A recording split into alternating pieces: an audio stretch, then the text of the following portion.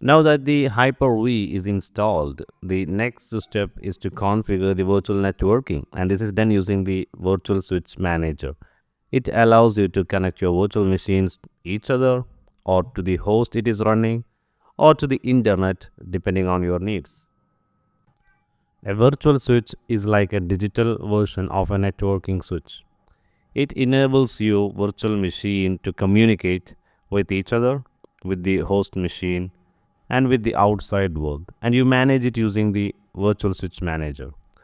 So let's assume this is your virtual switch, and your server, the one hypervisor is running, have a physical ethernet port, and you assign this virtual switch with a physical ethernet port in your server. This will act as an uplink in the real physical switch. So in a real physical switch, you connect all your computers, servers, everything here. Then there will be a uplink port that take you to the router.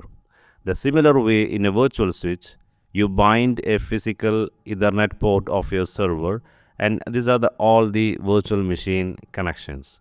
So it is really an abstraction of a real physical switch. You have a switch with uplink, and the uplink is the server Ethernet port, and all the virtual machines will be connected. And this way, you can communicate with the outside world. So there are different types of switches: external, internal, and private switch. External switch means that helps you to connect a VM to your physical network, allowing you to go through the internet or LAN access. Internal switch, which allows communication between the VMs and the host only. So if you allow your virtual machine to join to an internal switch that you created in the Hyper-V, that virtual machine will only be able to reach to the host machine it is running. It will not be able to reach out to the other virtual machines or internet. Then private switch. So private switch is like a private network. You will not have any internet. You will be connected between the host that connected to the private network. So it is like a closed network, ideal for fully isolated environment like malware testing or lab environments. Now let's go deep into the switches. So the external switch which connect VM to your physical network. So this is how it looks. When you create an external switch, like I said, you will be allocating one Ethernet physical port to that external switch. It will be always like this.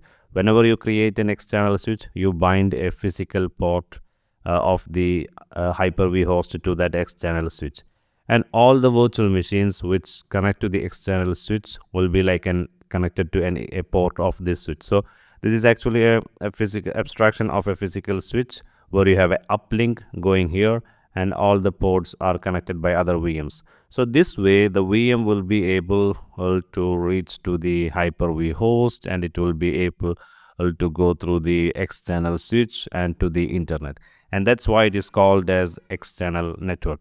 So as you already bind this to one external switch, you will not be able to bind the same card to another external switch. So if you want, then you can create you can have multiple Ethernet switch, and also you need to have multiple Ethernet port in the Hyper-V host.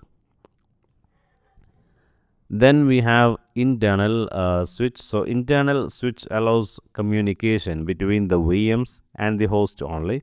So it is useful for the host to VM scenario like web development or database access.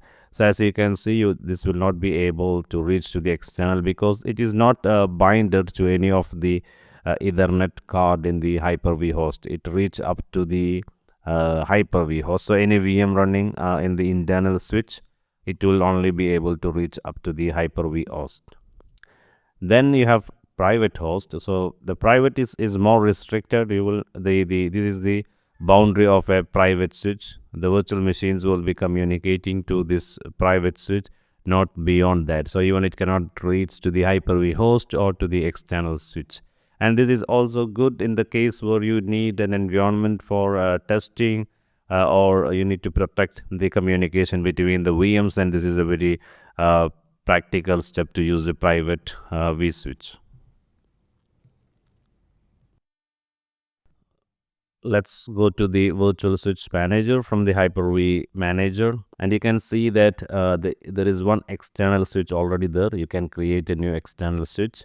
Let's try to create a new external switch, but I already have one external switch running on the same Ethernet port, so I will not be able to create a new one on the same port. So you will see now I'm gonna receive an error. um, and allow management means this port can be also used for management port, but if you restrict it, then it will not be. Now you see, the reason is the same Ethernet port is already bounded. That means it is bounded to the first virtual switch that created while we installing the Hyper-V.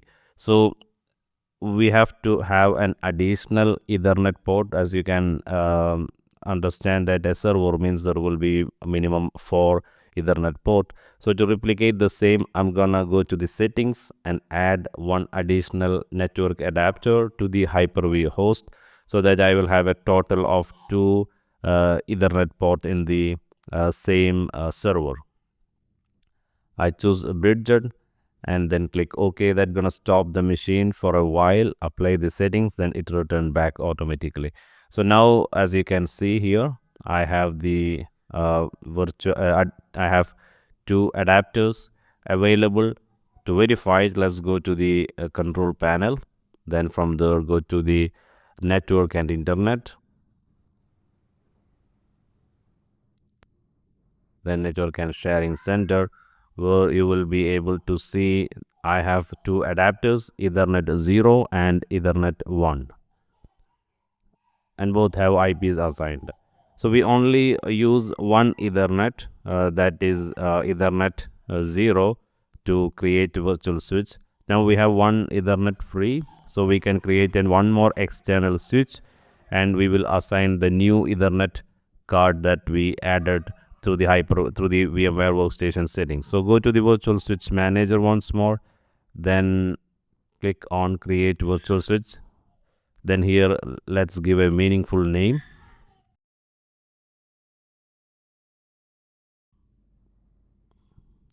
I named vSwitch Internet, then select the new card added. Then I allow management operating system to use the network. Then click OK, and that's gonna create a new virtual switch. So now I have 2 external virtual switch. You can also rename the existing one if you want to have a meaningful name for your existing virtual switch. You can just simply rename it from here.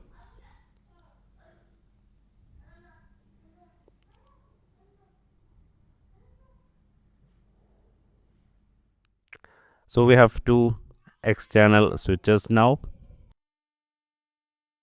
Now let's repeat the same for the other switches like private and internal. You just click on the create, then you can name it.